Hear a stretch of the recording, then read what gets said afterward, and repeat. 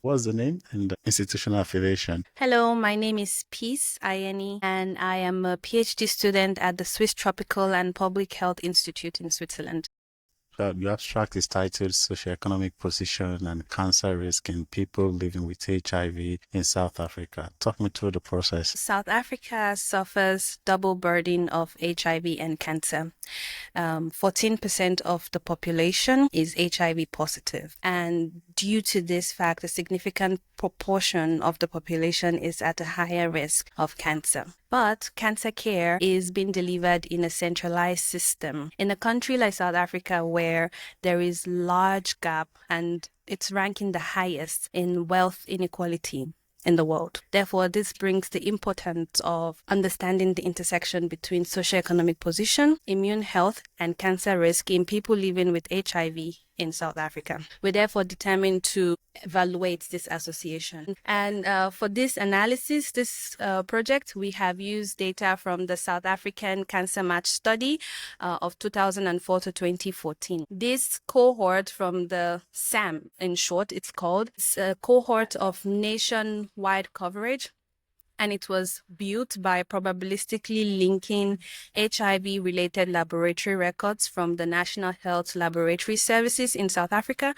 with cancer records from the National Cancer Registry in South Africa. And this cohort, we have included people living with HIV from the age of 15 and above. But because we want to look at the association of socioeconomic position, however, we do not have information on socioeconomic position at individual level, we have therefore used deprivation rank from the South African Index of Multiple Deprivation of the facility providing HIV care. And the reason we have done this is due to the decentralized system of HIV care provisions, and due to that, we can make the assumption that people living with HIV mostly reside in the same ward where they are receiving HIV care, from the facility where they are receiving HIV care. And we have merged these two information, so the cohort and also the deprivation rank information at ward level.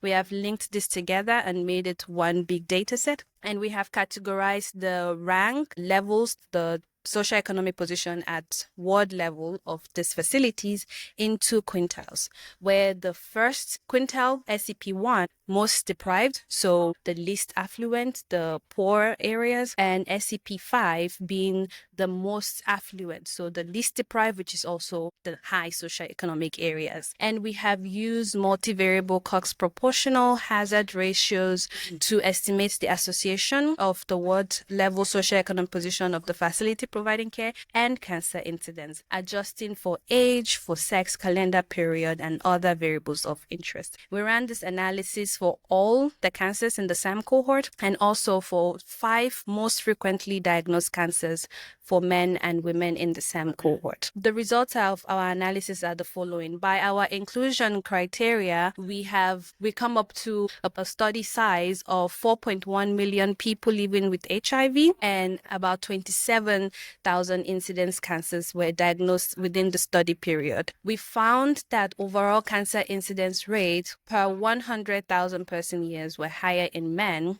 than in women, and that the risk of cancer diagnosis was higher in people living with HIV who are attending HIV care in facilities located in the highest affluent areas, so higher socioeconomic position, compared to low socioeconomic position in both men and women. This pattern also follows for 5 most frequently diagnosed cancers from the SAM study for both men and women, with the exception of prostate and eye cancer in men, where we do not find clear associations. In conclusion, our result shows inequity in access to care for people living with HIV in South Africa. And this is because we found that, and I mean, we could say this is likely due to the fact that people living with HIV who are in lower resource settings are likely underdiagnosed and underreported for cancer diagnosis. And we therefore advocate that this gap and the disparities that are found in these people be closed and be mitigated. Thank you. That was an impressive summary.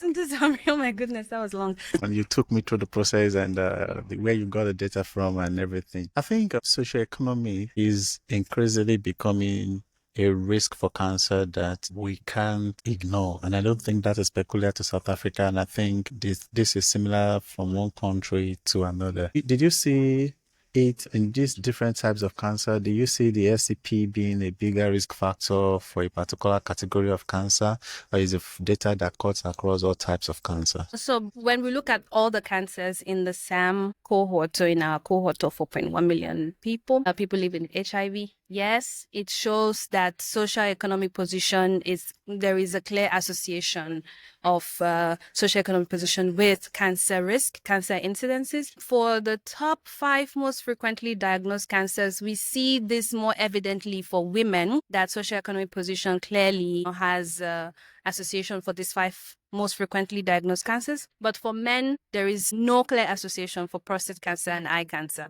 So, and we're still looking into why this is the case. Could be due to certain policies that make prostate cancer and eye cancer readily available, the care for these cancers being readily available, or perhaps other reasons that we do not know at the moment. So what attracted you to this line of study? Very long journey. Where do I start? Is it just the interest in working in health research because my background is statistics and mathematics, or epidemiology, or this particular study of socioeconomic position? Which one are you asking exactly? Want all of them? Aha, wow. Okay.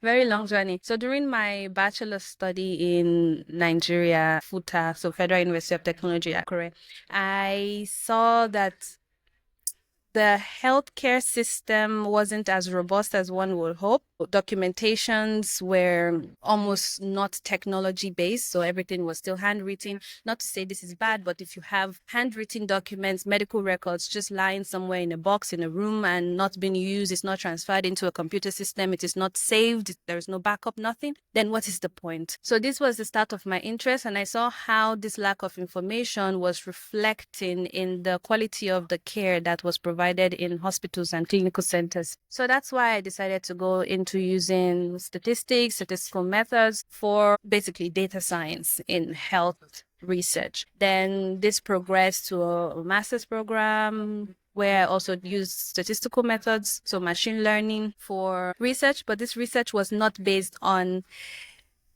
Nigerians, it was not based on Africans, it was based on Dutch people. And I felt, oh, there is a research now. I found this position about the research in South Africa and I decided to go for that. Summary. So what are your expected outcomes from this study? What do you hope is the major takeaway, and what do you think we can do with this data?